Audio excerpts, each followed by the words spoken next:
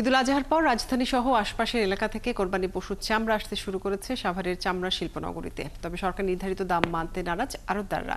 মৌসুমী ব্যবসায়ীরা 700 থেকে 900 টাকায় চামড়া সংগ্রহ করলেও আড়তদার ও ফরিয়াদের কাছে দাম পাচ্ছেন না। মৌসুমী ব্যবসায়ীরা জানান, আমিনবাজার সাভারের আড়তদাররা দিচ্ছেন 500 টাকা করে। হেমায়তপুরের আড়তে মিলছে 600 থেকে 700 টাকা। ফয়সাল রায়ালের প্রতিবেদনে বিস্তারিত। ঈদুল আজহার প্রথম দিন ঢাকা সহ সারা দেশে পশু কোরবানির পর চলছে কাঁচা চামড়া সংগ্রহের ব্যস্ততা। তবে এবারও যেন পুরনো গল্পের পুনরাবৃত্তি।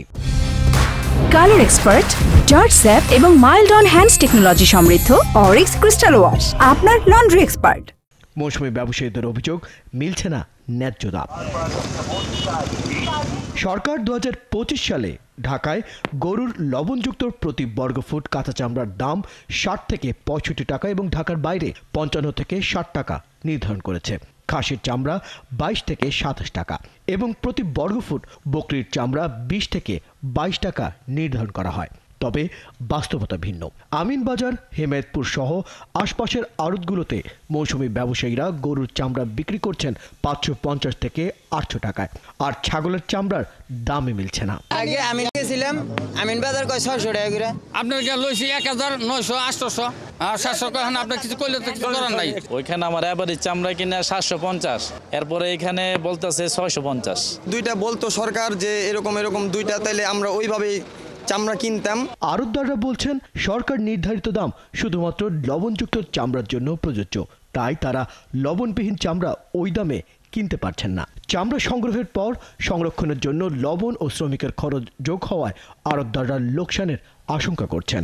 চাইতেছে তো 1200 1300 1400 1000 এবার চাইতেছে। না, এই দাম বেচা হবো না তো। লবণ দেওয়ার পরে এই মাল বেচা 800 900 1000 টাকা বেচা হইব। তার 20% বাদ করবো। করোনা বাইরে আছে, আমরা গৃহস্থ তো করোনা বুঝে না। কোয়ালিটি মোটামুটি ঠিক আছে, কোয়ালিটি ভালো আছে, তবে রেটও চলতেছে 8, 8.5, 7.5। প্রতি বছরের মতো এবারও প্রত্যাশিত দাম না পাওয়ার আশঙ্কা করছেন মৌসুমী ব্যবসায়ীরা। তারা বলছেন, সরকার যে দাম নির্ধারণ করে দেওয়া হয়েছিল সেই দামের ধারের কাছেও নেই আড়তদারদের দাম।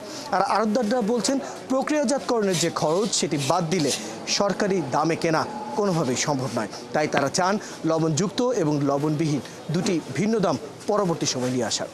ফয়সাল রয়েল, 71, ঢাকা।